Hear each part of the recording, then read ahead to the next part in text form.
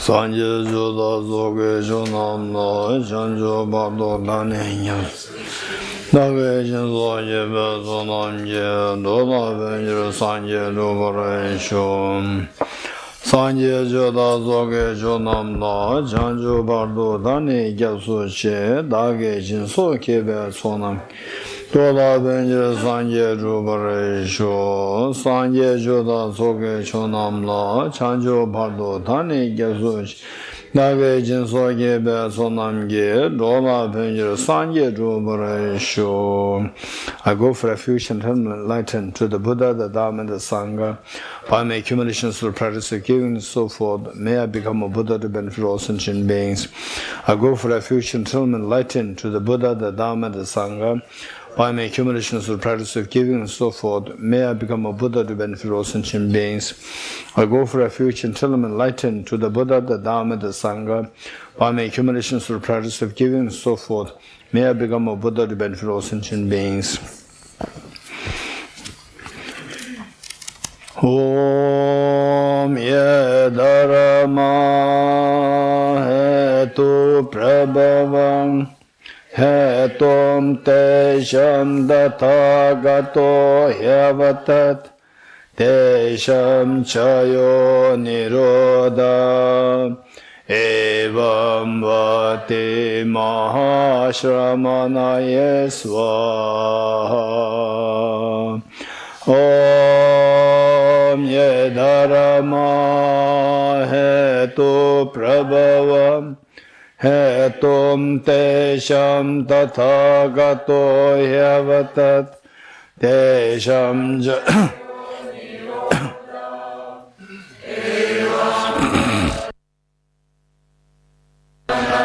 Swaha Om Yedarama Hetu Prabhavam Hetum Tesham Tathagato Hyavatat Tesham Chayo Nirodha Evam Vati Mahashramanaya Swaha. All phenomena arise from causes. The causes are taught by the Tathagata. The cessation of causes as well as taught by the great seer. You will read Foundation of All Good Qualities, Parliament's Compass, page 42 in English.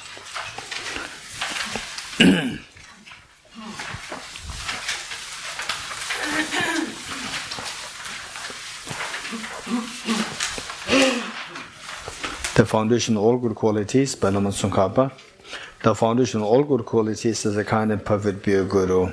Correct devotion to him is the root of the path. By clearly seeing this and applying great effort, please bless me to rely upon him with great respect. Understanding that the precious freedom of this rebirth is found only once, is greatly meaningful and is difficult to find again. Please bless me to generate the mind that unceasingly day and night takes its essence. This life is as impermanent as a water bubble. Remember how quickly it decays and death comes. After that, just like a shadow follows the body, the results of virtues or non-virtues come and follow. Finding firm and definite conviction in this, please bless me always to be careful to abandon even the slightest negativity and accomplish all virtuous deeds. Samsaric splendors are unsatisfying and unreliable. Seeking them is the door to all suffering. Recognizing these shortcomings, please bless me to generate a strong wish for the bliss of liberation. Led by this pure thought, mindfulness, alertness, and great question arise. The root of the teaching is keeping the breath amongst your vows. Please bless them to accomplish this essential practice. Just as I have fallen into the sea of samsara, so have all other my creator beings. Please bless me to see this, train in Supreme Bodhicitta, and bear the responsibility of freeing my creator beings. Even if I've developed Bodhicitta, but I don't practice the three tribes of morality, I'll not achieve enlightenment. With my clear recognition of this, please bless me to practice the Bodhisattva vows with great energy. Once I pacify distractions to wrong objects and correctly analyze the meaning of reality, please bless me to generate quickly within my mind stream the unified path of karma abiding and special insight. Having become a pure vessel by training in the general path, please bless me to enter the holy gateway of the fortunate ones, the supreme Vajrayana eagle. At that time, the basis of accomplishment through attainments is keeping pure vows and samaya. As I become firmly convinced of this, please bless me to protect these vows and pledge like my life. Then having realized that the importance of the two stages, the essence of Vajrayana, by practicing with great energy, never giving up the 4 sessions, please bless me to realize the teachings of the Holy Guru. Like that, may the Gurus who showed the noble path and the spiritual friends who have practiced their long lives, please bless me to pacify completely all our inner hindrances. In all my lives, never separate from perfect Gurus, may enjoy the magnificent Dharma by completing the qualities, the stages and the paths, may quickly attain the state of Vajratara. You are Avalokiteshvara, great treasure of non-referential compassion, and Manjushri, master of flawless wisdom, as well as Vajrapani, destroyer of hosts of demons without exception. Tsongkhapa, crown jewel of the sages of land of snows, lobsang top at your feet and make prostrations.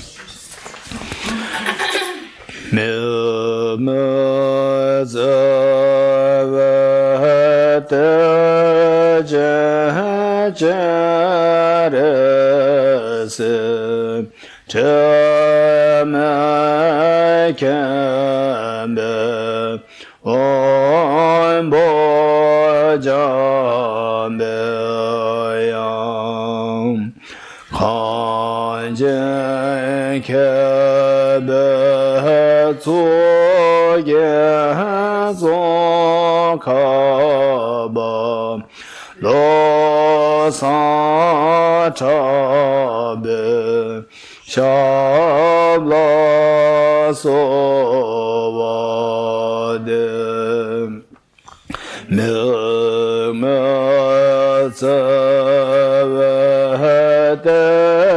Checherese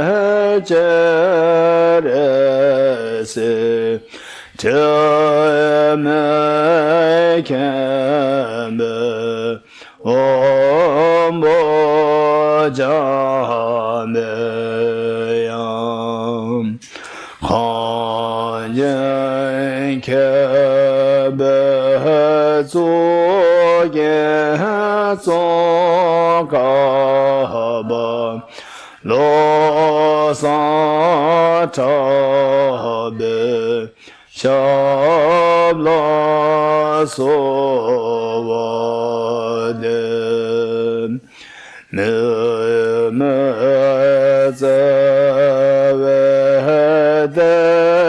Checherese Temekembe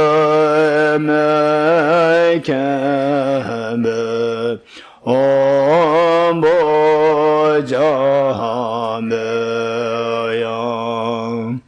Khanjen Kebe Tsoye Zonkaba Lo San Tabe Shabla Sovade.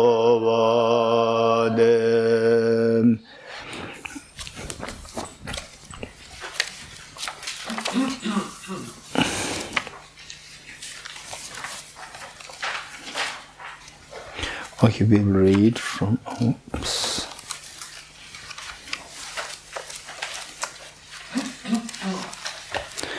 from page English, page 208, dependent origination and emptiness.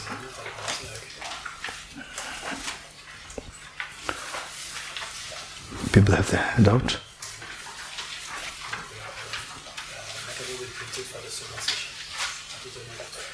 Okay. Okay, then we will leave it. We'll read in the second session.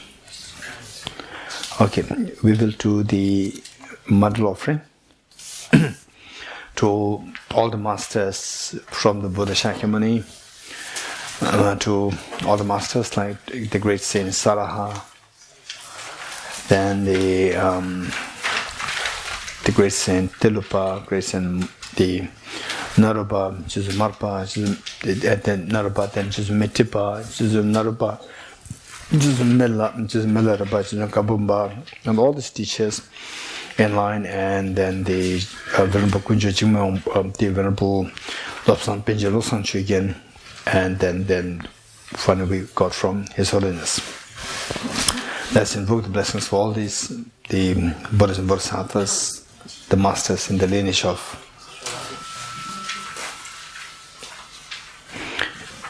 Yeah, so the that part we're not going to read to this session. In the second session we'll read. Okay. The Model Offering, page 40. And with the Bodhicitta spirit. May I become Buddha for the benefit of sentient beings. Just feel that. Invoke the spirit.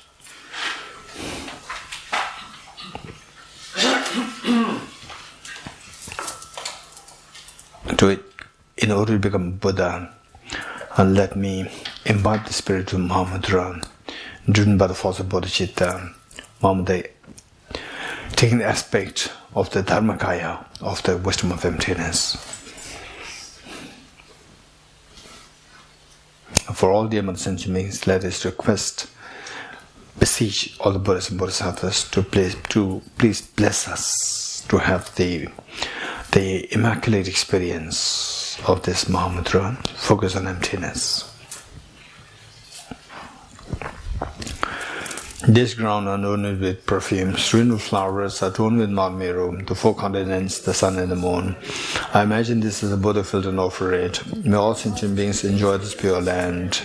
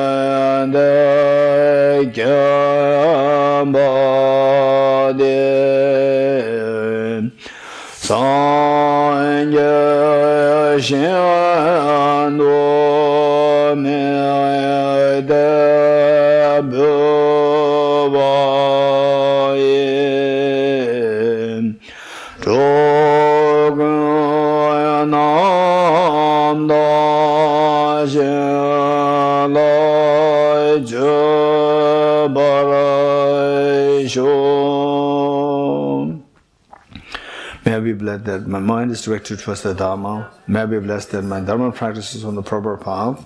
May I be blessed that the path is free of flaws. May I be blessed that the flaws are seen in the light of exalted wisdom. Becoming utterly frustrated with the ignorance that grasps the true existence, please bless me to generate genuine renunciation, seeing all aspects of samsara as viciously repulsive. Please bless me that my mind stream overflows with the precious bodhicitta that cherishes others more than myself.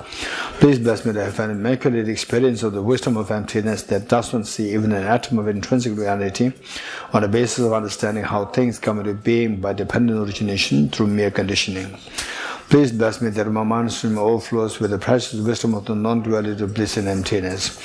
Edam Guru Radna Meda Lagam Nirateya Me.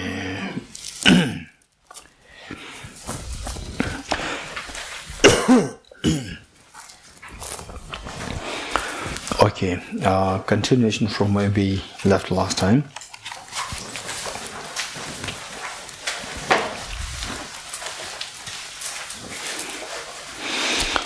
Okay, we are on page 121, English.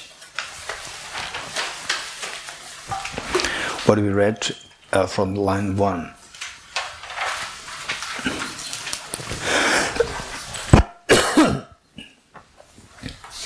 Seeking the view after meditation on karma abiding.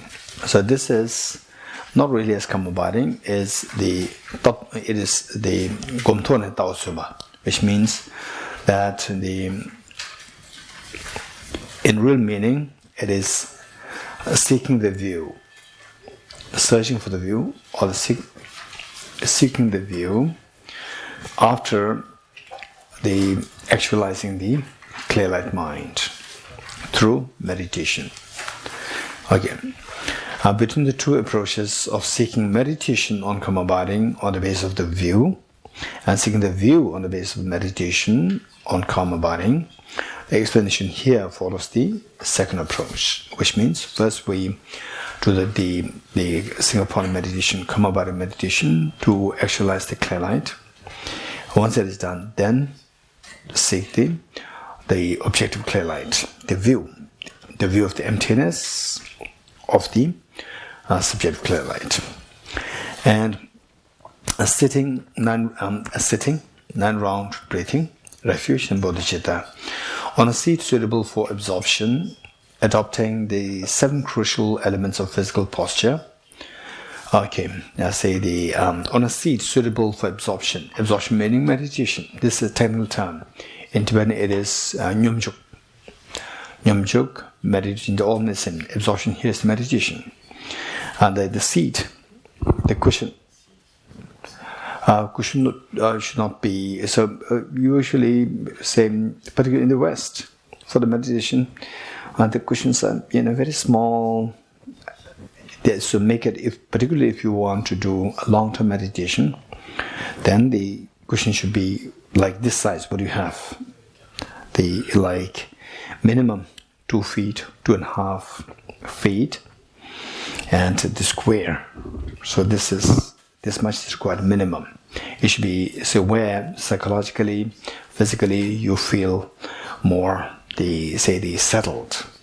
Then number 2 is that the cushion should not be too hard. For example, say what I have here is that right down there is the floor, all of us. It's the very hard wood. On top of this is just a soft cushion. This is not correct. So if possible, say with the material wise, there are so many materials. It should not be too soft. It should not be too hard.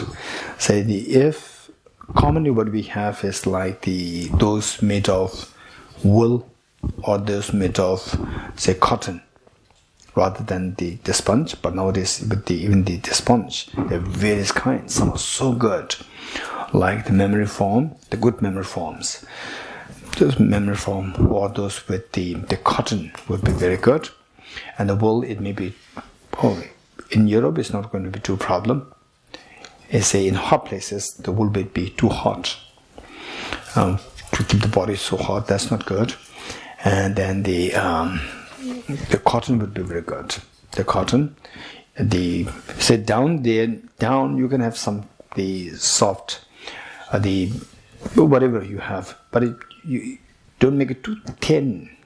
So what we have, like this, for the meditation is not good, because you may feel this fine, this cushion, but for a long-term meditator, you see that you can feel the hardness very soon, and then you will have numbness of your legs, numbness and the pains. All these things happen. So for that matter, the cushion should be a little like minimum, like 6 inches, or if not like 5 inches.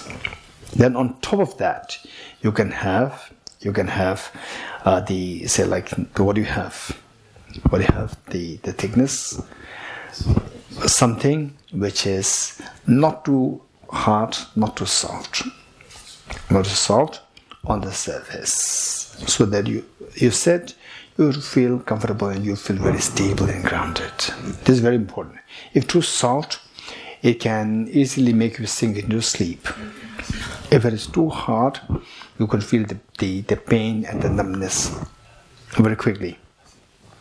So this is what we need to keep in mind. The cushion part is very important. And then the 7 limb Vajrayana posture, it's going to be steadied here. The absorption on a seat suitable for meditation. Adopting the 7 crucial elements of physical posture. This is of the Vajrayana. Buddha Vajrayanas, there's 7 posture. So cross-legged. Cross-legged is actually very good for long-term meditators. When you sit for long, like 2 hours, 3 hours, and so forth, or if not 2-3 hours, but every day, like half an hour every day, then learning how to sit cross-legged. So you already know the left foot on your right leg, and the right foot on your left leg. So this, when you do that, initially you may feel a little bit of pain. When you feel the pain, let it just relax. And when the pain is gone, again bring it back. Okay, will you try? Will you give it a try? And those of us who have knee problems, surgery, don't do that. Don't push yourself. It can create more problem eventually. So that's very important. Where you have backache problem, you have knee problem, and so forth, don't force yourself. This is not mandatory. This is not mandatory. This is optional. But if you have this is very strange. To tell you one thing, this is very strange. For those people who are fit and fine, if you don't do the cross-legged, you have a problem. Those who are not fit and fine, who have problem with the knees, if they don't sit cross-legged, that's fine. In the meditation, that's very strange. If you're fit and fine, if you don't do the cross-legged, then the long-term meditation, there's a problem.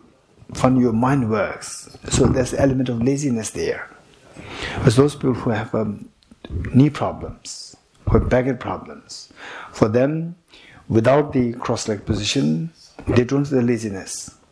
Because they are not sitting cross-legged, not because of laziness, because of the problem. So in the meditation, there's no problem.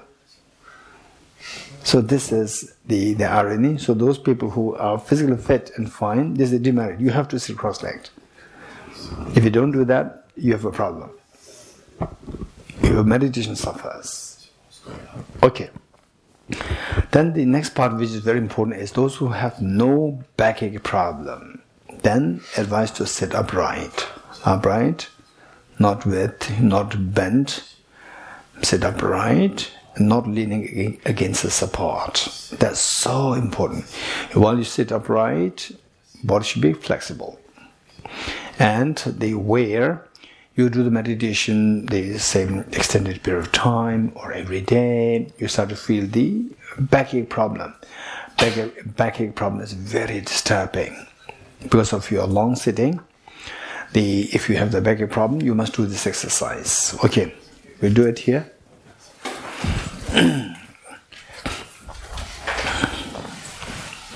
Okay, the fist. Okay, so when you're by yourself, no need to do like this. It's just to show. So you can directly sit, but the thumb inside and the other fingers wrapping the thumb. Upright. So here, the body should be really very straight. And the two arms straight, like this. And then pull through your legs, through your ribs, and then towards your left side. Okay, then release the first finger, forefinger, block your right nostril, behind side of your finger, and then breathe. And put the hand on your left knee, breathe out. Again.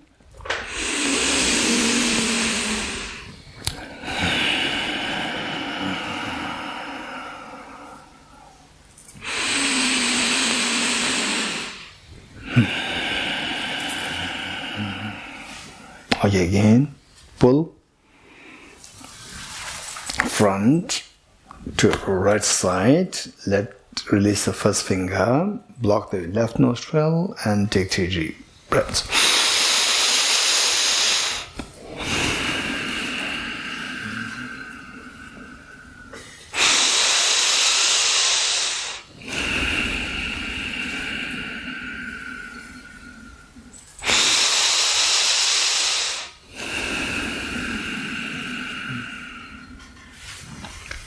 Okay, pull. Put both hands on your knees and breathe from both the nostrils.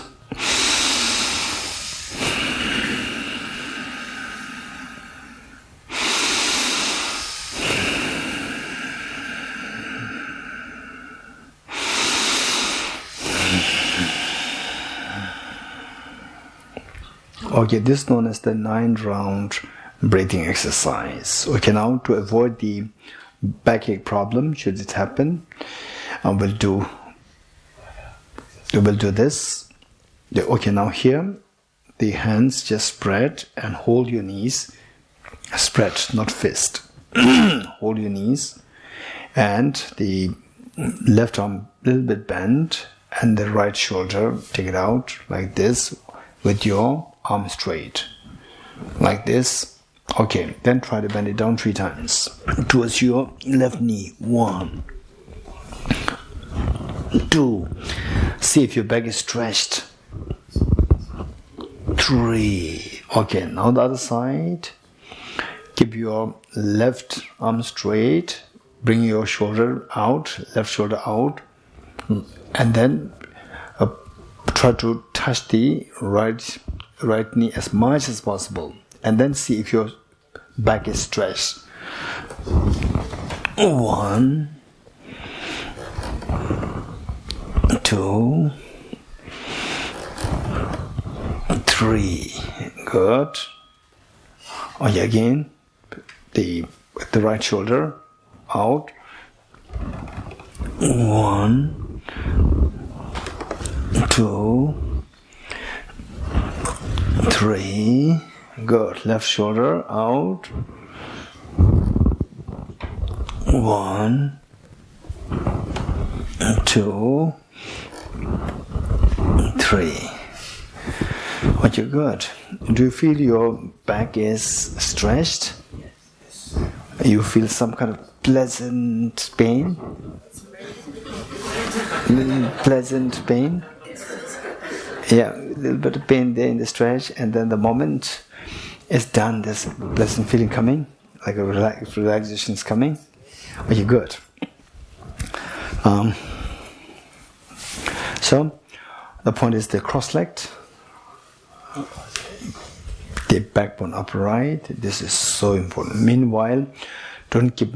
Of course, when you do this exercise, you keep your body a little tight, but otherwise in meditation, keep it very relaxed, upright, but relaxed, not leaning against the support. Okay. And what's the problem? If you lean against the support, the thing is that you could feel that instantly your mind will become lax. Like, okay,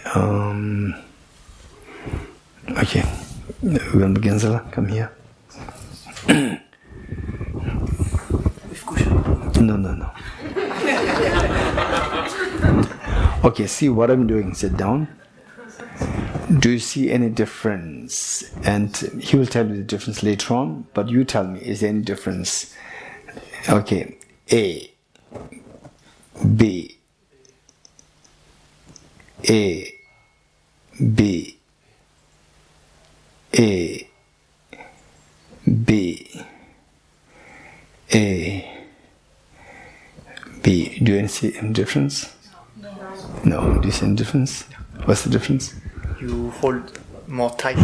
The first one is very relaxed. Second one is tight. Okay.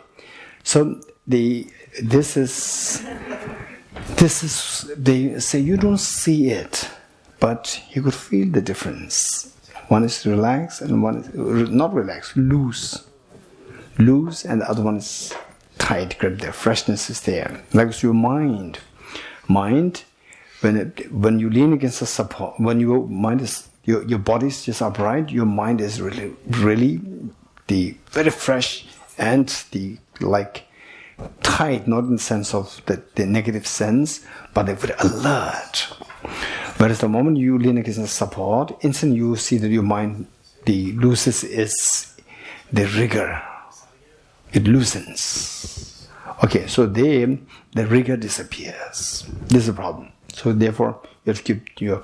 And later on you will realize this. As your meditation becomes good, then you lean against support. Instantly you could feel that your mind just relaxes. Not relaxes. The mind instantly becomes loose and lose the rigor. You could feel it instantly. This is one part. Then, later, when you become really extremely good meditation, then you lie down, lean against support, lie down. Still, you can do meditation so well. Okay, that's a very advanced level. Don't expect this now. So at the moment, the best thing is, say, cross-legged, possible, Otherwise, don't lean against the support, sit upright, relax. So this is so important for the time being. So otherwise, if I don't tell you all these, the nuances, differences, then later on when you become so good in meditation, still you may, not to go again, not leaning against support, not lying down. You may feel, oh, I remember like 20 years ago, he said like this in Kalachakra Center, I should not be leaning against support, I should not be lying down. No. So when you really become good at it, there's no difference in a meditation with your body upright or lying down, leaning support, no difference. When you become really good at meditation. Okay. So what we have here is it says, in a seat suitable for, okay, no, we yet to be completed the 7 points. The cross-leg position, the backbone upright, then your head tilted forward a little bit, initially. Also later on, this is fine. But for generally speaking, your head tilted a little bit in front like this, and your eyes not closed. This is so important. Eyes half open, 45 degrees cast down, ignore. I should not be open. I should not be closed.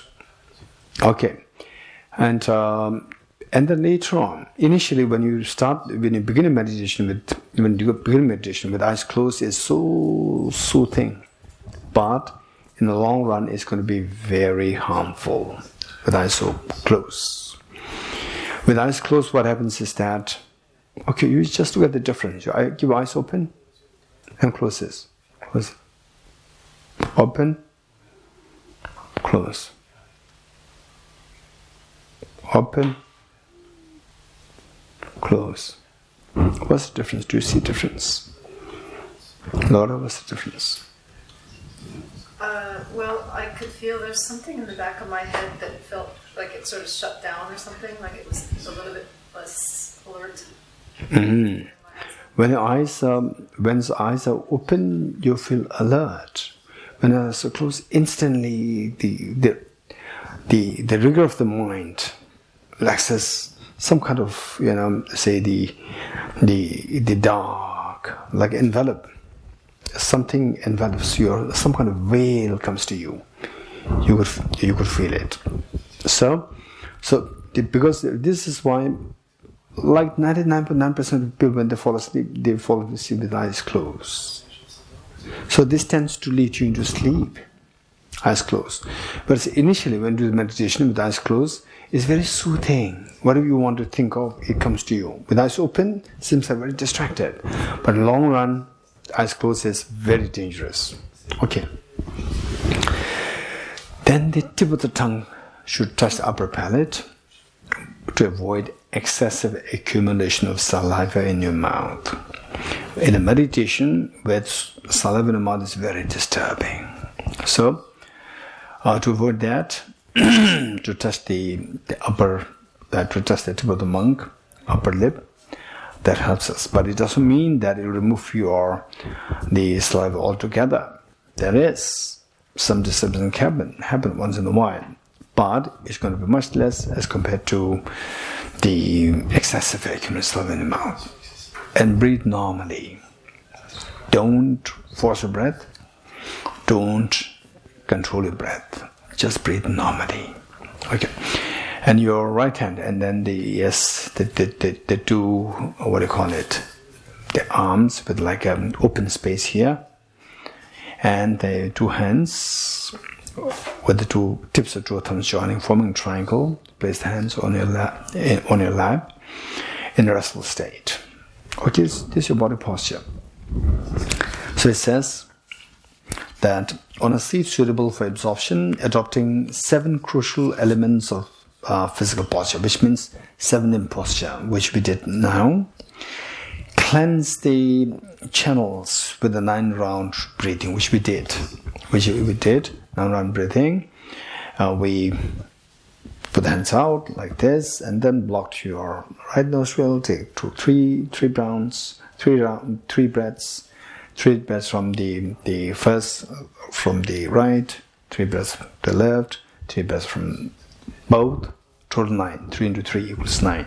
So this is known as with the nine round breathing. At the beginning, with lucid awareness, thoroughly release all impurities, and with a pure virtuous mind, go for refuge and generate bodhicitta. So with this, as you breathe, as you do this, the breathing, 9 round breathing exercise, what happens is that you are focused on the breath. You are just focused on the breath, because of the breath and your mind, these were very closely connected. As when your mind feels agitated, heated like this is so terrible. It's very unfair. Yeah.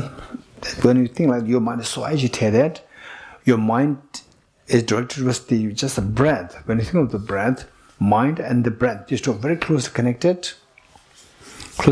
Instantly your mind will let go of all those thought processes, gross thought processes of agitations. Let go of this, and you could feel instantly. You will feel that the mind becomes calmer. You'll feel that. Okay, so it says that with lucid awareness, which means keep your mind very clear. So at a certain point, when you do this, like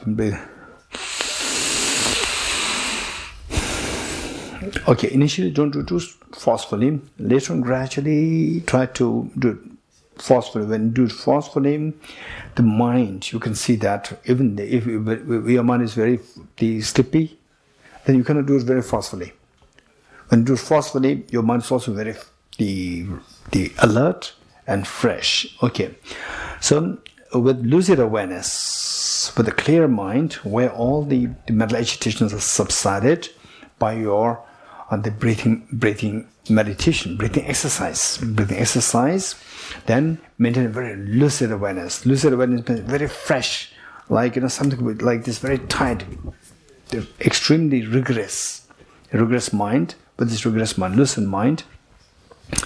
awareness, thoroughly release all impurities in terms of in terms of your thought processes, anger, agitation. So just let go of all these. Of course, how? By focusing on the breath. And the breath, your mind has shifted its object from what triggered anger towards the breath. So these all come down. And the physical impurities, if you do think of, mind is very slack, mind is heavy, lethargic, and so forth. And then we do this, the breathing. With this, just imagine that all these laxities go out. Okay. The awareness thoroughly release all impurities, and with a pure, virtuous mind, go for refuge and generate. When when your mind is very clear, then without being tainted by the agitation, anger, and so forth, then go for refuge and generate bodhicitta. So this is the preparation. Go for refuge and bodhicitta, generate bodhicitta. Okay, next, Guru Yoga. Meditate on the profound path of Guru Yoga, and after making hundreds of fervent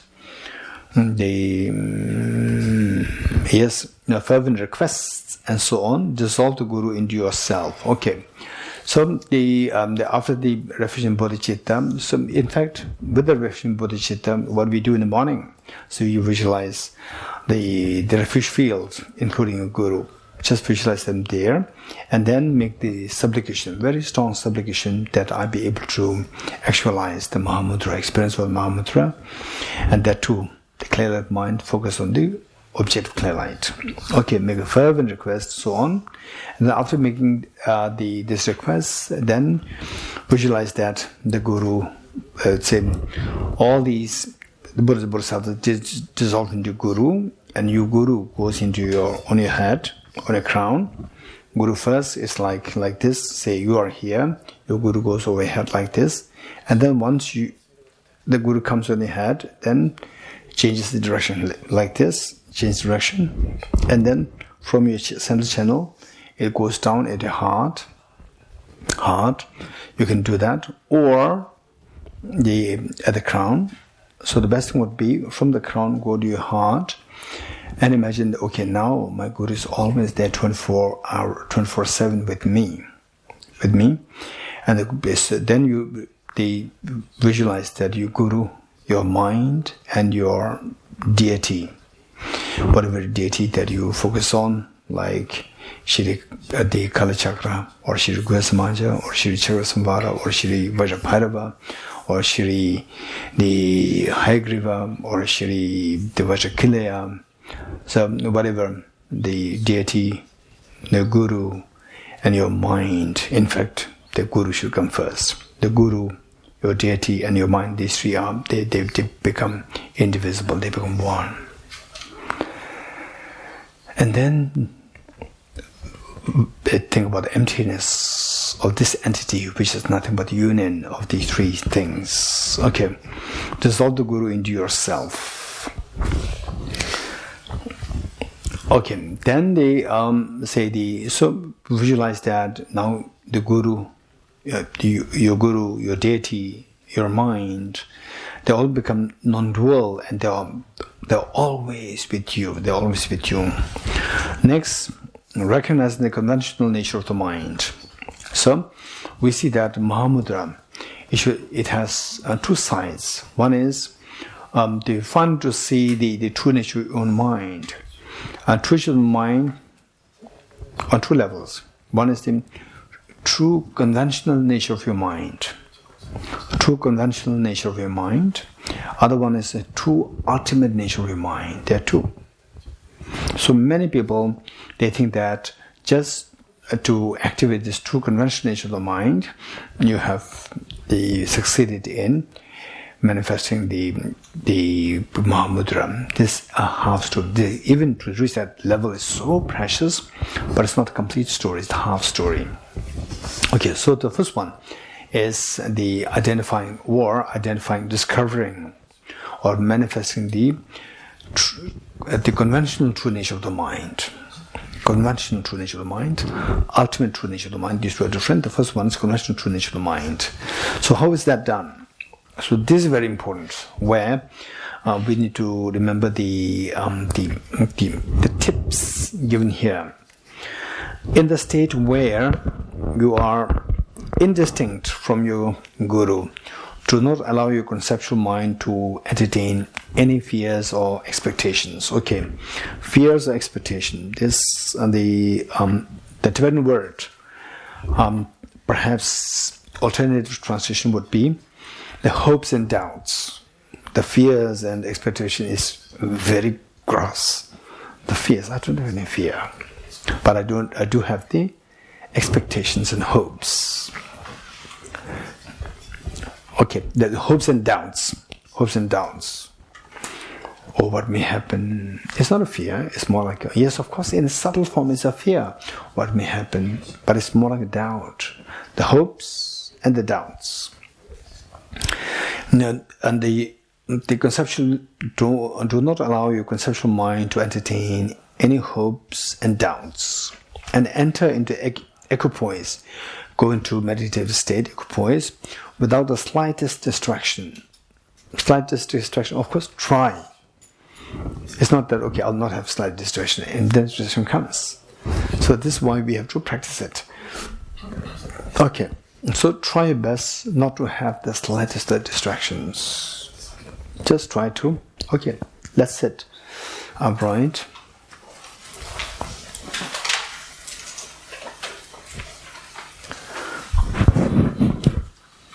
Okay, just try to look at your own mind.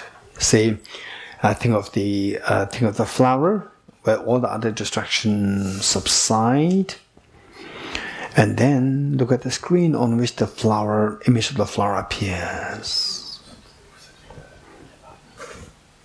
Don't entertain any other thoughts. Just stay there for a while.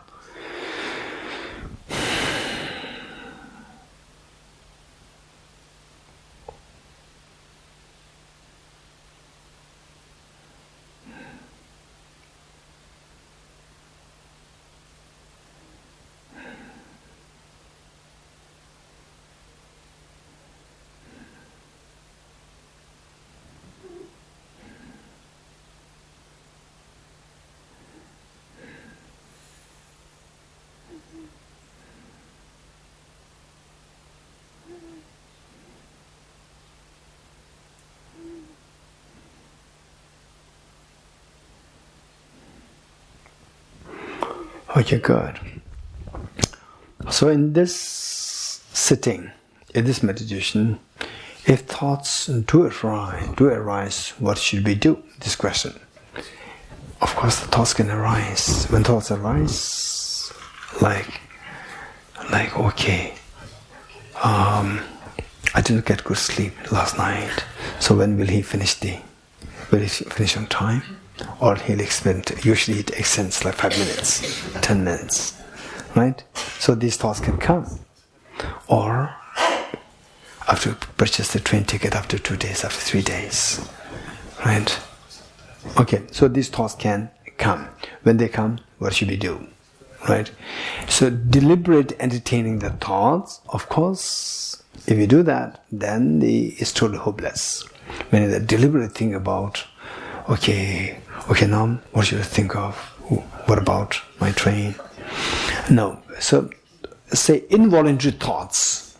The voluntary thoughts, it is purely in your hand. So, for example, if I, think of the cheesecake, right? Then you think of the cheesecake. This is voluntarily thinking of the cheesecake. So these, of course, you must stop. These are all in your hands. What about those involuntary thoughts? How many have the experience of what is known as the involuntary thoughts coming to you? Without you wanting to think about it, it comes to you. Understand? Yes. So when these happen, what should I do? Yeah, it says that the enter equipoise without the slightest distraction, but not the slightest, like a rain shower it comes. So what should I do? This question. Okay, we should be very realistic. So, say if you have questions, I must be so hopeless person. Look, it says without the slightest distraction. Mahamoudra, you have to start. Even there, without slightest distraction, I'm far away from this. This is not for me. I must be a hopeless person. No. Feel free to raise your issues. Thoughts come. What should I do? Don't forget it. Okay. It's not the cessation of mental. This is extremely important, this line. It's not the cessation of mental activity as when you faint or fall asleep. So one assignment I'll give you is try to make a distinction between these two things. When you sit like this, when you're so aware, okay, I'm meditative. Yes, I'm meditating. I'm aware. I'm very fresh. Say, you're deliberately observing your mind. Mind, for example, say, there's an empty hall. Say the mind, it says that keep it clear, empty, spacious. The hall is empty. And the black cat comes. Don't chase.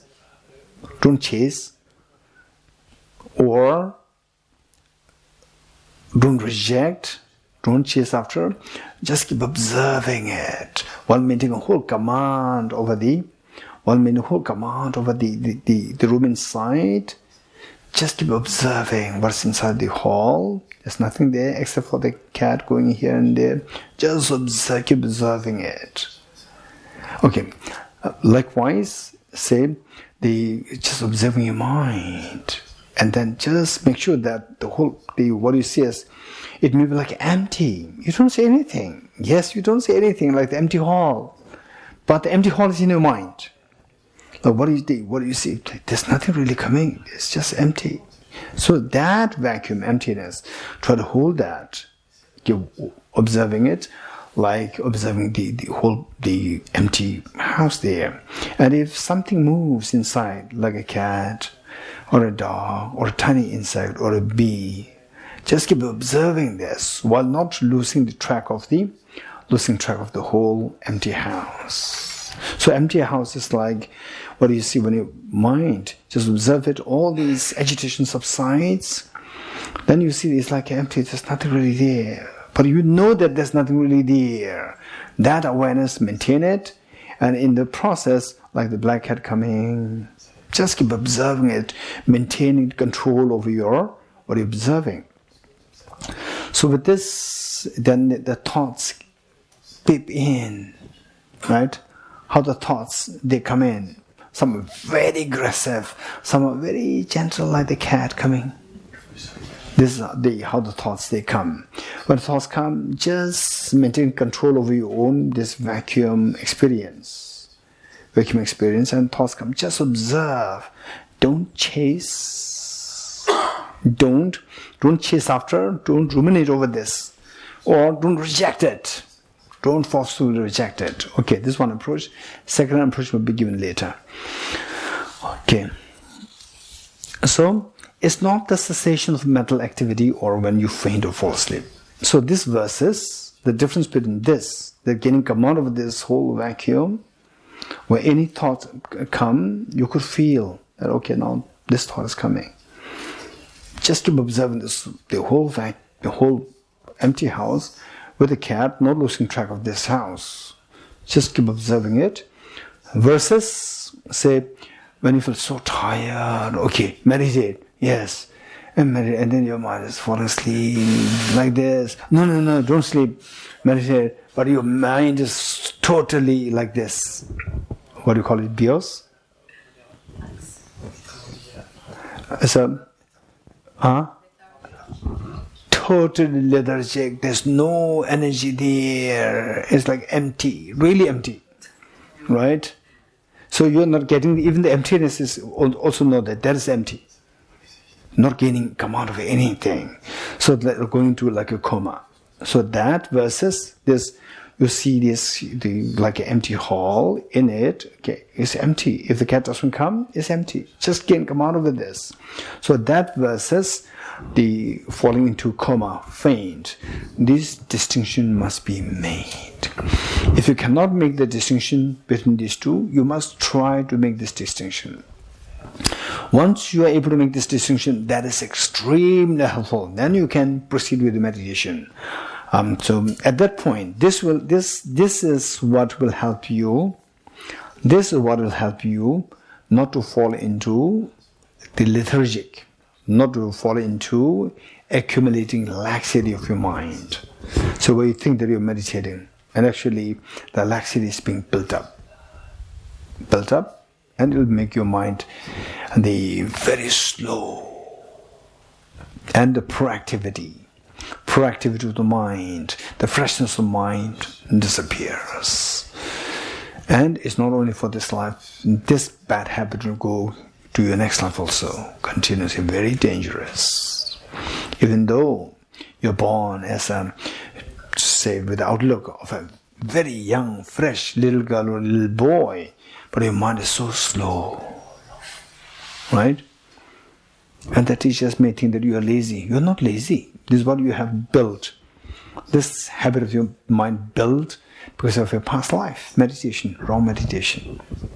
Okay, this is why this meditation is given, is said to be done with extremely great care. Okay, so what I told you, to learn how to make this distinction between where, say, you're meditating and then nothing comes to your mind.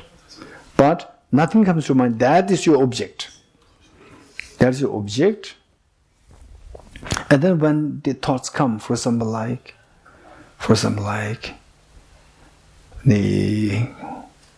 okay, so earlier, this, what do you call this?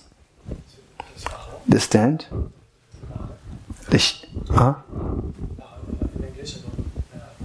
In French?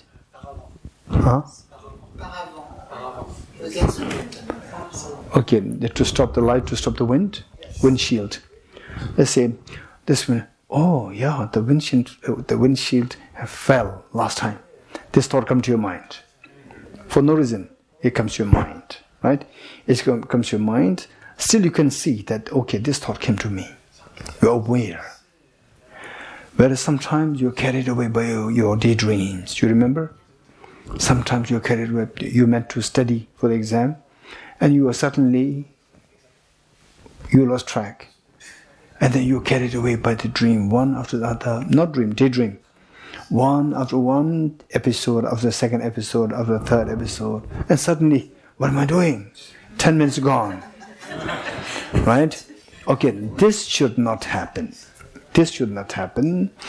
Whatever is happening, be good thoughts, bad thoughts, you should be aware that this is happening. If this is what you can do, then you can make a distinction between the active meditation state in a vacuum appearance or the empty appearance versus a slack, like the coma state, the mind. This distinction must be made. If you can make this distinction, then the chance for you to fall into laxity is less. Otherwise, this meditation, most likely the danger is that your mind can go into lax. And particularly if you know that your mind is already very lax, generally, it's very lax, your mind is not too, quick and too active, then I would say that learn this, but don't do this. Do something else. Do something else, like observing the breathing meditation. Breathing and this meditation, difference is that this meditation, the object is not so clear. Object to see the object, which is easier to see, a very clean glass or a frosted glass, frost glass, which is easier to see. Frost color glass is easier to see. You're getting it? So because there is something there which is more visible. Very clean glass is not so visible. You have to look at it very clearly only when you, particularly if our eyes, for example, when I put when I'm going through this test, but the Tibetan, English is much better. The Tibetan is too small.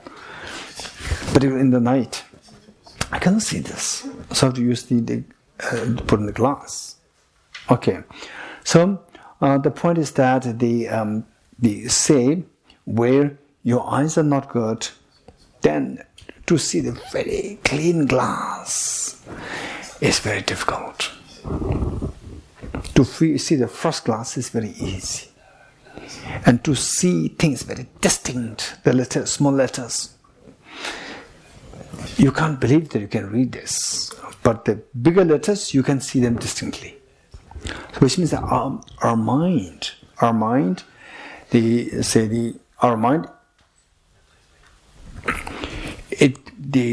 how the mind behaves, that the mind should be extremely able to go through the nuances, like the young child's eyes. Young child's eyes, even the paint is all the small letters they can see so distinctly. But the elders like us, we look at the letter, we don't see it distinctly. They're just like just the black line. No letters there. Not because there's no letter there, because your eyes cannot see that. So likewise, because the object is so subtle. Likewise, they say the mind is so subtle as opposed to the breath. Breath is grosser and the mind is subtler. Because of which our mind is like the elderly's mind. Cannot see the very fine letters, cannot see the finer objects like the mind. Whereas for the mind, I would say that not only it's not about the age, it's about the age of your mind. How fresh is the mind? Someone can be very young, but the mind can be very gross. They cannot see this. Whereas your age-wise, you may be very old, but then your mind, because of the training, your mind can be so fresh, like a young girl or a young boy's mind, so fresh to see things so distinctly, define objects. So this comes through meditation, through practice. Okay, your eyes, with the practice, it cannot become younger, right? Yeah, with practice, it can improve, but not to the extent that they say, for example, when I was 12 years old, I remember I used to have a dictionary, English dictionary, although I did not use it, but I'm so proud to have this English dictionary. As my friend, who is really good in English, he uses my dictionary all the time. But my job is to keep it, to feel that I possess this. So I saw this is my possession, this is my pride. And I took it to even to my father's place, and my father, I showed it to him, and he took it, looked at it, and he must be in his 50s. He could not see anything. And are these real letters or just black lines? Then he gave it to me and said, Dorji, read it. And I read it so fast. And he was so fascinated. So now I reach his age. I cannot read the things. Okay.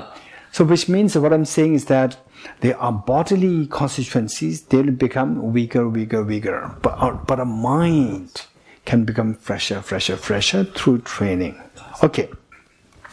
So the point is that this distinction is so important. What did I tell you? What distinction? Anyone? Quick. Between the house and the thoughts coming into the house? Yes, Laura. Explain it. Well, our mind. A and B. So you have to tell A and B and the distinction.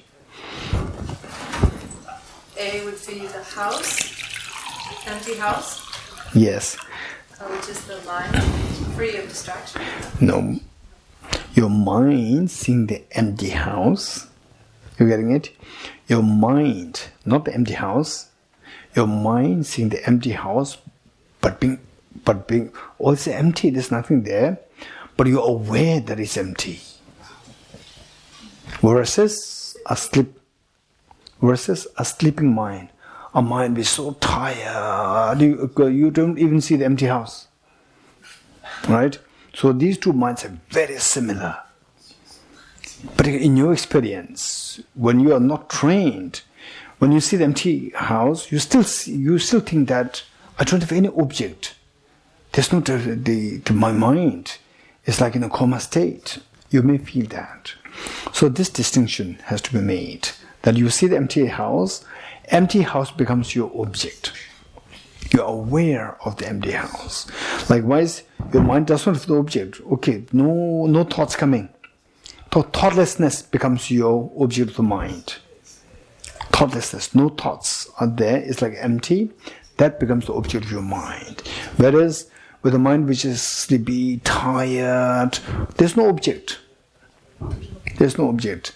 So the emptiness of thought process, that's not the object of this mind. You getting it? This distinction must be made not just intellectually, experientially. If you have to do the practice, and then initially you will feel that, oh, am I in a lax state? So there's no object there. I cannot see the mind. You will not even see the mind. And so now I'm wasting so much of time. No, you already have the object. Although you are yet to see the mind, but you do have an object. It's not like a sleeping mind. Okay, this distinction must be made. Once you make this, then gradually we'll move to the next thing. For example, when you see the glass, oh, there's something there with the frame, but what's inside I don't see. Actually, there's a glass there. There's a frame there. For example, let's say, oh, there's a frame there, and I can see the leaves there, right? I can see the leaves there, and there's a frame there. In between, there's nothing there. But there's something there, there's a glass there, you're not seeing it. What's that glass? Your mind. You're not seeing the mind. Because your mind is so gross that you only see the gross things. The frame is gross, you see the frame. You see the leaves behind that, that's very gross. But you don't see what is in between, which is the glass, which is so subtle. Okay, so at least when you see the frame, you will see the leaf behind. When you see that inside the frame is empty, when you see that, stay there. Stay there. Unlike, okay, you are seeing what is there in between this frame? There's nothing there, right? Versus you are feeling sleepy. What is there, right? So there's no object there. These two, that's the difference. There's difference. If you can see this difference in your meditation, yes, okay, I have the awareness. Although there's no thought coming in me, but there's awareness in me. Yes, my awareness is very fresh. Yes, I'm aware, I'm alert. Versus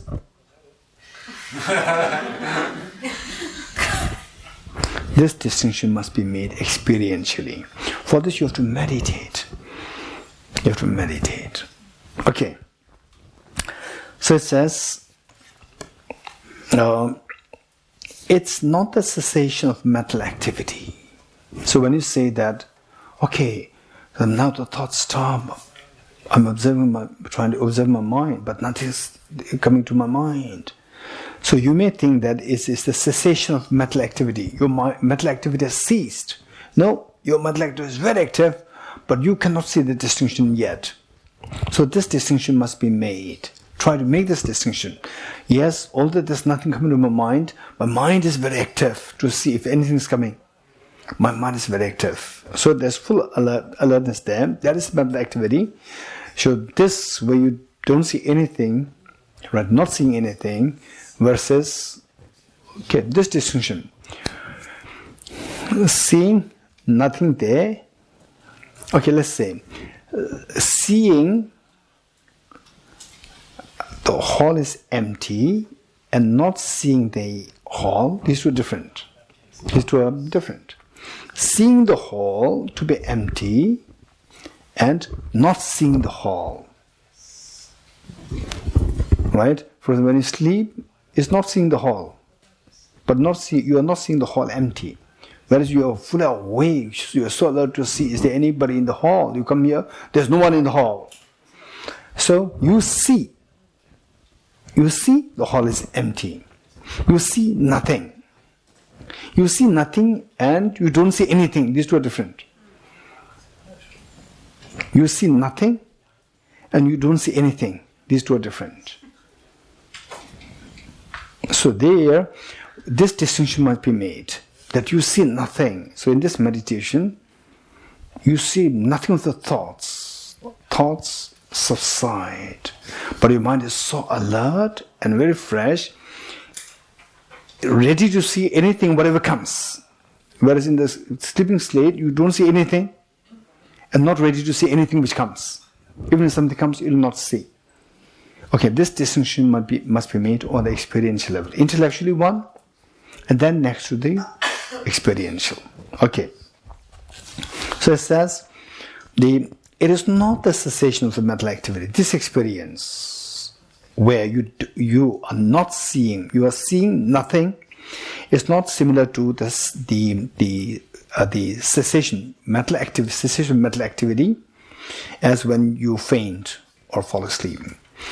Begin keeping watch with undistracted mindfulness and with alertness. Okay, so here, say the room is empty and you are given let's say that, okay, His Holiness is coming to this hall premise, and for security reasons, you are given the responsibility to make sure nobody enters this hall. So what is your job? Your job is, you lock the door. Which is better, lock the door and you leave, or you stay next to the door, right, and keep watching inside? Which is better? Lock the door, somebody make break from the window, right?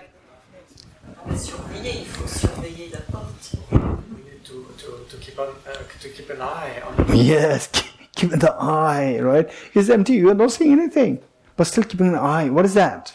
That is what is required here. You are so alert. If anything happens, I'm responsible. I should make sure that nobody gets in. No terrorists, no bad people gets in. I should make sure that, right, you just keep watching it.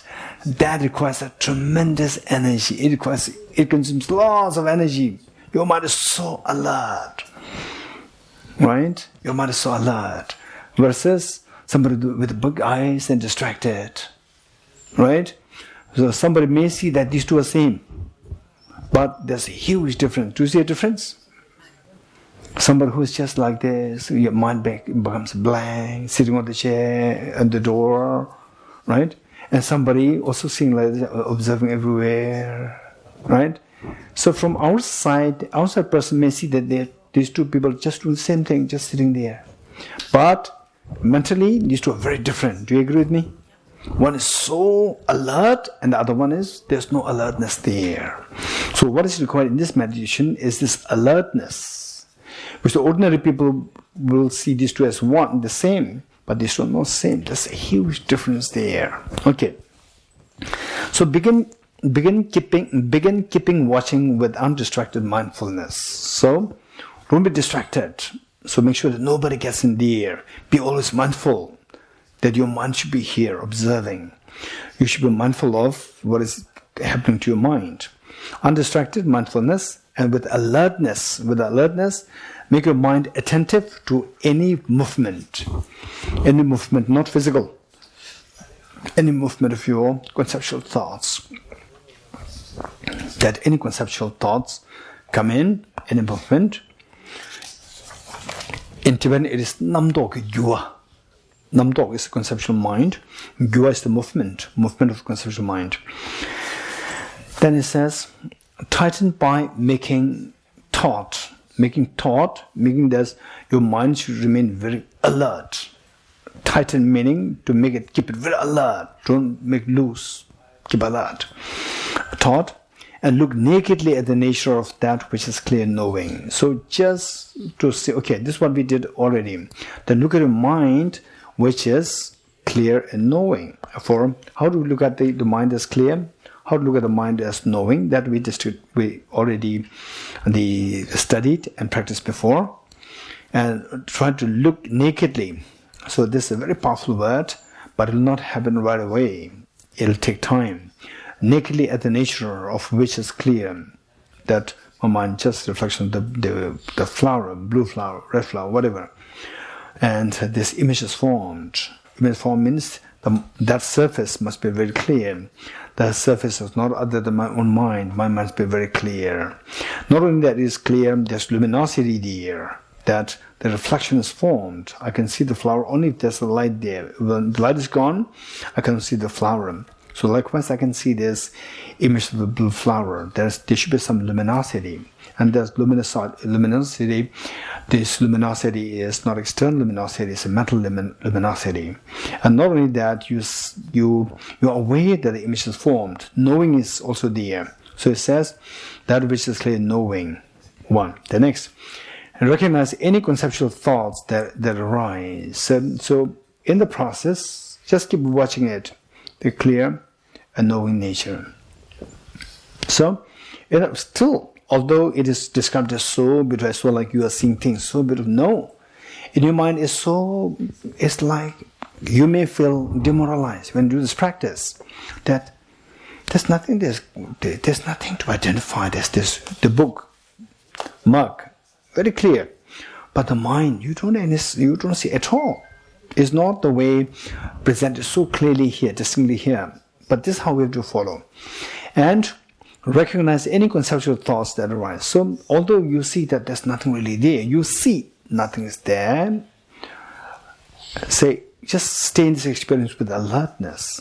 And then the thoughts may come. For example, let's say, oh, I can hear the sound. Is that wind? Is that rain? So these are thoughts. So these thoughts are coming to you. So when the thoughts come, it says, they recognize any conceptual thoughts that rise. Any thoughts come, okay, oh, I should be careful. I don't be carried away by these thoughts. Okay, these thoughts come, that whether it's rain or wind. But just keep watching. When the cat comes, don't say, oh, the cat comes, hey, stop. Don't say, just let it move. Just keep watch of the whole, come out of the whole thing, and meanwhile also observe what the cat is doing. Right? Observe both things. So likewise, when the thoughts come, just recognize them. Okay, now this thought has come, the thought.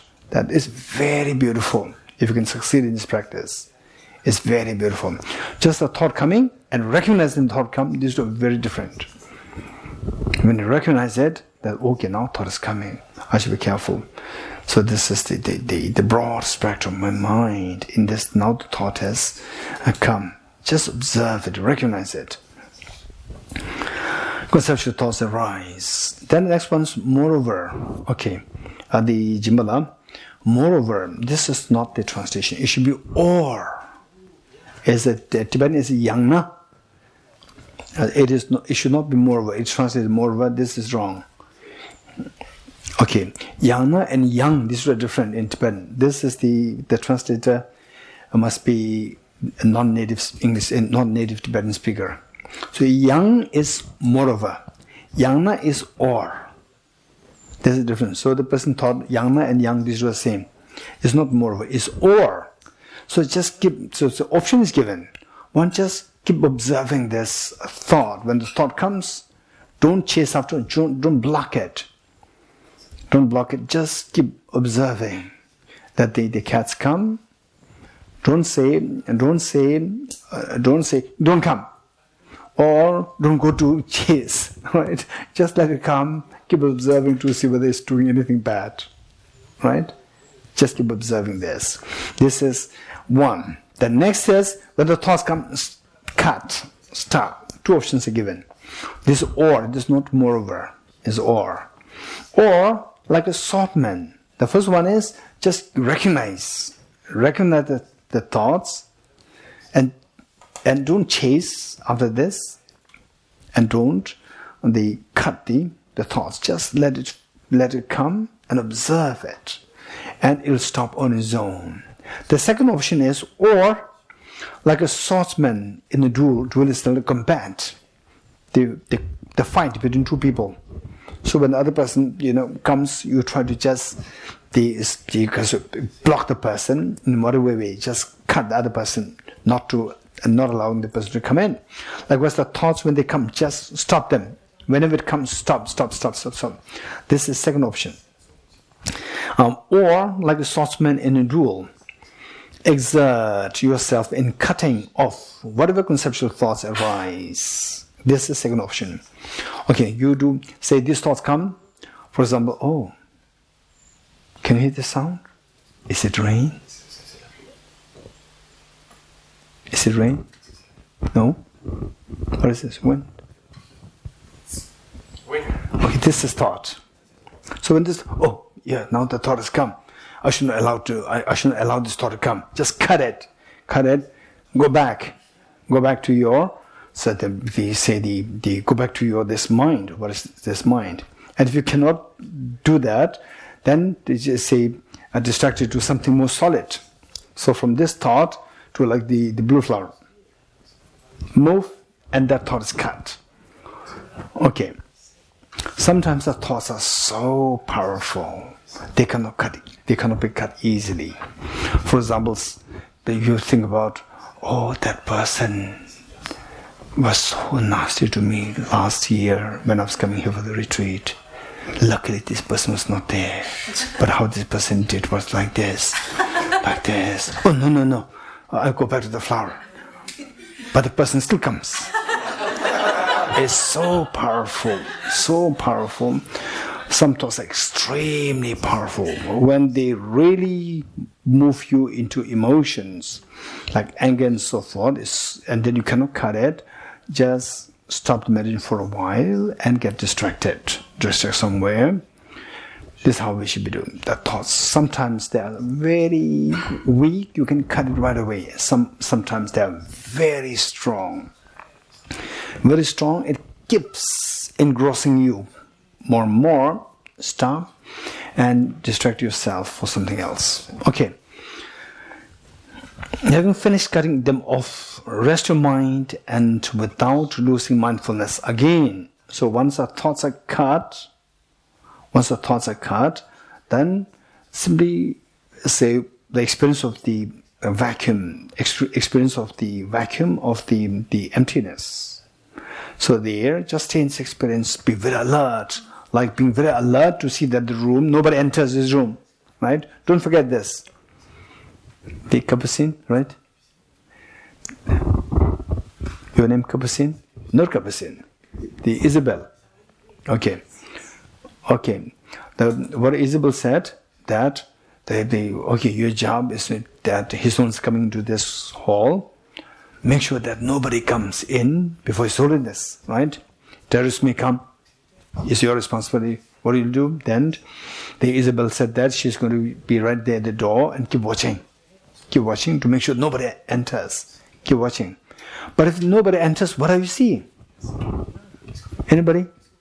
If nobody enters, then all this 1 hour you've been just watching, what have you been seeing? Huh? Empty room, yes. Are you sure you are seeing the empty room all the time? Yes. That is your object. Likewise, that your mind, no thought is there, your mind is like empty of the thoughts.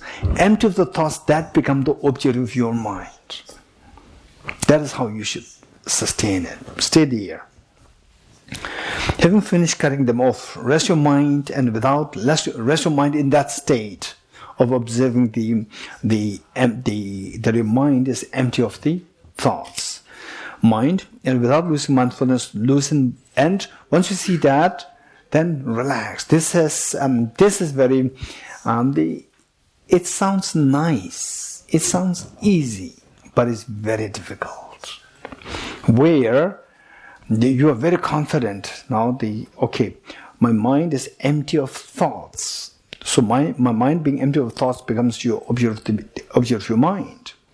So once you found this, just relax your mind. Relax. Then stay relaxed. For example, let's say that your mind knows exactly what's happening around in this hall. That cat is moving there, the bee comes. Just observe, keep observing it. While observing it, once you say then the cat leaves, cat feels bored that you are not giving any attention. Right? Usually cats and dogs, when they come, they want your attention. You just keep observing what this cat is doing. Don't touch it. Don't say, hey, don't come. Or just keep it.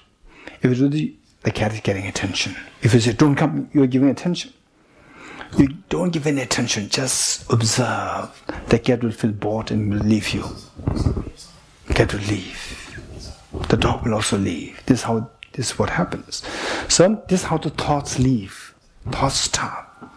When that happens, and then say, maintain this alertness, and then your mind just, so what is there? Nobody's there. I'm very confident there's nobody there. Now, without losing sight of this object, you sit on the chair. Rest. You sit in the chair and keep observing it. Right? Two things happening together. The first, you are very alert to see that nothing is happening there, is very empty, safe, good. Now I rest. Now sit on the chair, but keep observing it. Loosen by relaxing. As it is said, tighten by making taut. The first, be very alert. Be very alert that somehow, whether the thoughts are cut or whether the thoughts are given no attention, then the thoughts disappear. So at that point, without losing your, say, the alertness and mindfulness, then relax. Now, say, things are under my control. Relax. Tighten by making taut. Number one, be alert, fresh. Once you get it, then loosen by relaxing. Then relax by not losing your mindfulness. And there is where you place the mind. This is how you keep your mind. And when mind bound is tangled, when mind bound in a tangled state is relaxed. So where your mind initially, all thoughts just disturb you here and there. With this practice, finally thoughts leave you, which means your mind bound by the thoughts. They are relaxed they are actually released. The thoughts are released, and then your mind rests. Tangle is relaxed. Without doubt, it frees itself. So this is how. Once you find that your mind, the thoughts subside, you can control over this, relax. So this is how you will see that like the water in a glass. Say the water is very dirty, and just keep it there, like so observing the mind on the empty state of the mind, where the mind is empty of the thoughts. So the dirty water in the glass, keep it there. Just keep it there. Don't chase. Don't control. Just keep it there. And we see that the water, the sediments will automatically subside on its own. And the mind, as you keep observing this mind, then the extremely subtle movement of mind, you say the movement of minds. So although you think that now is under mind control, still the movement of the mind is there. May not be in the form of very gross thoughts. They are settling down. They continue to settle down. They continue to settle down, and the mind assumes more and more of its natural state. Okay, so this is what is said is that without doubt it frees itself. Just observe there, the mind automatically becomes subtler by itself. So as it becomes subtler, it assumes the subjective clear light. As it assumes the subjective clear light, you can stay in this experience, then you will not be disturbed by the turbulence of the thoughts. So you are freed. This is where you, without doubt, it frees itself. In accordance with these statements, relax without becoming distracted. So according to these and the sources, that text taught by the great masters, just try to learn how to keep mind control of your own mind, to see that no thoughts enter into your mind, and it is blank of the thoughts. It's not blank, it is empty of the thoughts. Stay in this experience. Just keep observing this. Okay. As you look at the nature of whatever conceptual thoughts arise, they disappear on their own. Now, the thing is that if these thoughts do come once in a while, what should I do? Don't worry. Your job is, say, there's the dogs here. Particularly, you can see it visibly with the dogs. The cats, I'm not too sure. So what happened this morning? The cat went, and then the cat went to Vyogni this morning. Black cat. And then it came to you. You grabbed or you did not grab? You hold the gap or you did not? You remember? You don't remember, or you remember that I don't? I touched. You touched. Okay. So the moment you touch, you are giving attention. So I don't know about the cats. Dogs is so visible. How is it described here? Your mind. Your mind is like a dog. What is said there, you apply this to a dog. It works perfectly well. Then once you apply you see that it's there, you apply it to your mind. It works perfectly well. Right? The dogs, they come. For example, in one of the retreats in India, the dogs, the small puppies were there. The puppies, they come. And somebody, to stop the puppy from disturbing others, held like this, and the puppy is doing more. I said, don't hold it. Let it do whatever it wants to do. And then, yes, let go of the puppy. And the puppy is trying to go here and there. Whoever, touches will be very happy. And nobody touches. And the puppy felt bored and left the room. So this is how our mind works. When these thoughts come, you should have command over this, the hall, this empty hall. You should have this. Okay, now I see that I'm seeing the hall. I know that I'm seeing this hall, empty hall. Then when the thoughts come in, or somebody enters, just observe what the person is doing. Don't say, hey, don't come. Or, what are you doing? Can I help you? In both cases, one, you are ruminating over the thoughts. Other, you are blocking the thoughts. So both should not be done. Let the thoughts come. Just keep observing. Don't entertain. Don't entertain the thoughts. Thoughts come, let them come. Just keep observing the vacuum nature of your mind. And then thoughts come, don't chase after this. Then like this dog who will feel bored, will leave your mind. The thoughts will disappear. Okay, this is what is said here.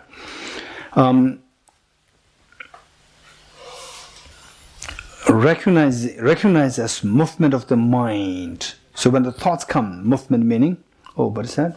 Okay, I'm sorry. Where's it? Okay. As you look at the nature of whatever conceptual thoughts arise, they disappear. As you look at the nature of whatever conceptual thoughts, say, when the thoughts arise, just keep observing your own mind. Just keep observing your own mind. Don't chase after the thoughts. Don't reject the thoughts. The conceptual thoughts arise, they disappear on their own. They leave their own. And the vacuity dawns. Because the thoughts are gone, then what's left? When the people leave the hall, then what is left? Empty hall is left. Vacuity is left there. Vacuity dawns. Vacuity comes to your mind. Similarly, if you investigate when the mind is still, when the mind is very still meaning very calm, no thoughts arise, non-obstructing and empty clarity is vivid. Okay, this is very important. So now when you look at this, there's window there, you just see the frames, there's empty there, right? Keep observing it, what will you see?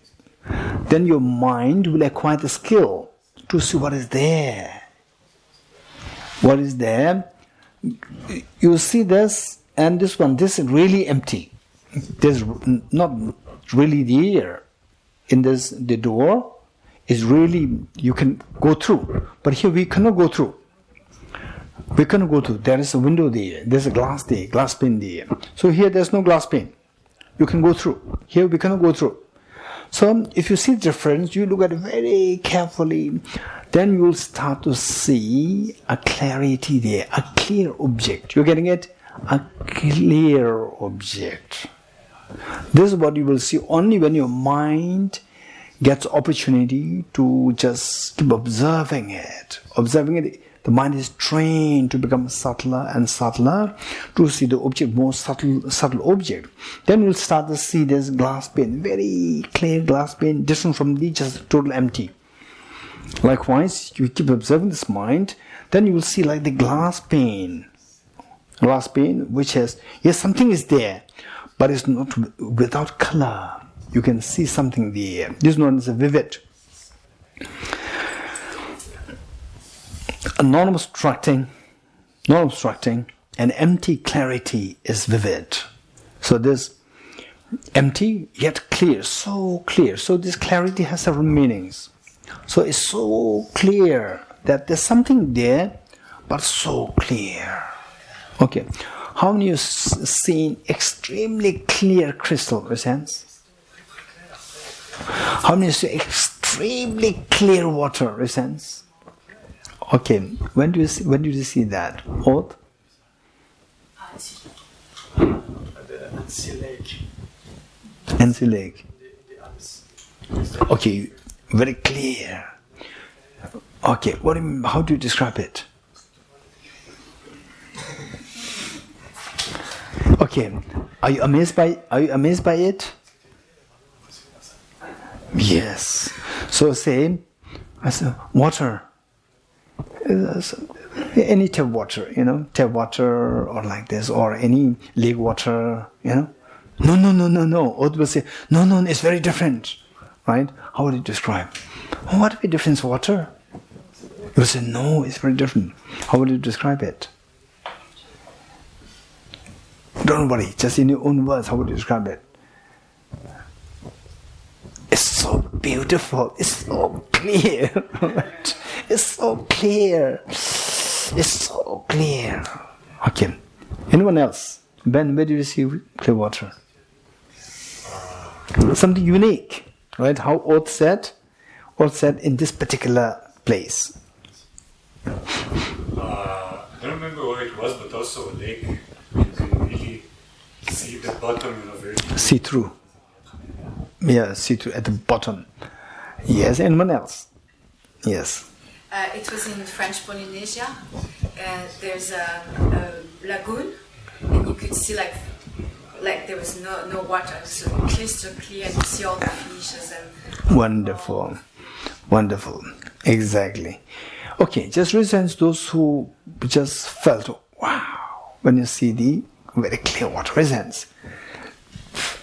Okay, good. Most of you had that experience. Not really. Okay. Venerable Tenzin Rimala? Okay. Tenela? J'ai des sons. Le plus lumineux que j'ai vu, mais il n'y avait pas vraiment de transparence, c'est un diamant. So it was a diamond, it was not really transparent. Oh, yes. Oh, yes. Okay, good. Ajika-san. Krishna, I've seen you can see all the underground blue, like turquoise inside. Oh, okay. Good. Anna, Spain? Anything in Spain? Sometime on the beach. Okay, on the beach, yes. Okay. In fact, I was fascinated by several things. One thing was very simple. That on the Delhi, particularly my place, the water is underground water. My particular flat, the water is underground water. And what do you expect sometimes, particularly around this month? The water, not the drinking water, I have a filter. Sometimes the water is like tea.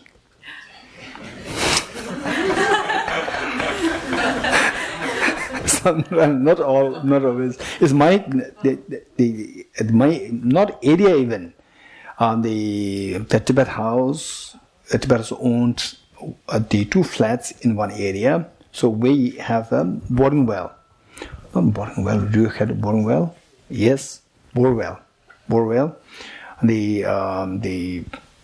from the pump, we take the water from the underground directly for the 2 flats. So that sometimes is like a tea.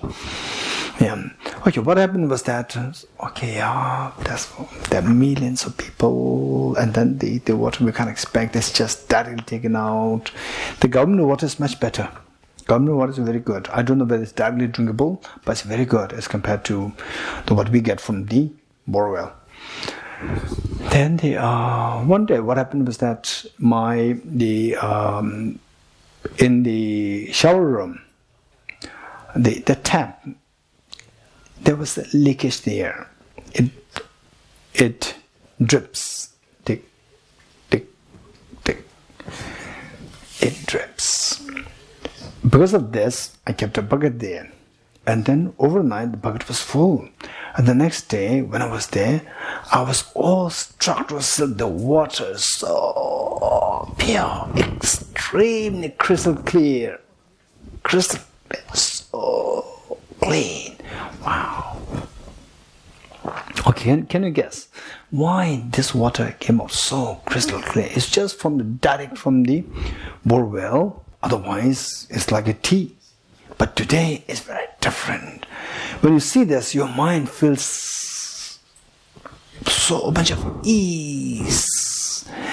There is the openness is happening to you. So how come this water became so clean? Anyone? Any idea? Okay, Vionix. Maybe because the dirt and the mud just sank into the depth. No. Anyone else? Okay, Daniela? You let the water flowing. You let it all the night. You're doing 24 hours. One more. I don't know if what Daniel is saying is the correct. Okay, Mary Kristen. Tout simplement parce que les petits sédiments sont plus lourds que l'eau, donc ils sont tombés petit à petit au fond de l'eau. Maybe because all the sediments just were resting on the ground of the bucket. No, this is exactly the same as what Vionix said. No, anyone else? Is there a filter in your shower? No filter. Of course, no filter. Evaporation. Huh? Evaporation. No evaporation. Okay, anyone can guess. Okay, cereal. Maybe it's because your mind was so clear. Oh no. No. If my mind was so clear, then other water should be also seen very clean. Other water. Yeah, the other water is dirty. Okay, anyone else? New hands. Le goutte à goutte ne transportait pas les impuretés. Because it was like just dripping like this. Yeah. The impurities could not come in the water. Yes. So that actually served as a filter. The tap. The tap actually served as a filter. Because there's a huge force there, but it cannot come with force. Why? It's blocking it. Yet there's a very fine effect of the opening. If the leakage is happening, if the opening is bitter, water can flow very easily. So the fact that it's dripping, although the force is so much, is huge. The storage is huge. The force is so much, but what comes out is just one drop after 2 seconds, which means that the space is extremely fine. So that's very fine space serves as a filter. So all the sediments, whatever, very minute sediments, all they're being filtered by this, and the drips, they come out extremely clean. So collection does, wow, it's so clean, crystal clear. Wow, Gwen, thank you. Okay.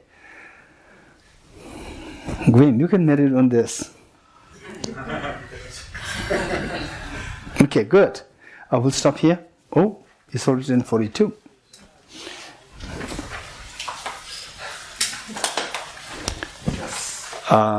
We come back in 30 minutes. 11:15. Good. 11:15 to 12:30. Good. We'll come back in 11:15.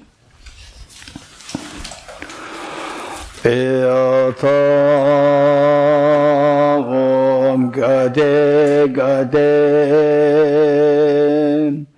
Paragade Parasamgade Bodhiswatyata Om Gade Gade Paragate Parasamgate Bodhiswatyata Om Gate Gate Paragate Parasamgate Bodhiswatyata Om Gate Gate Paragate Parasamgate Bodhiswatyata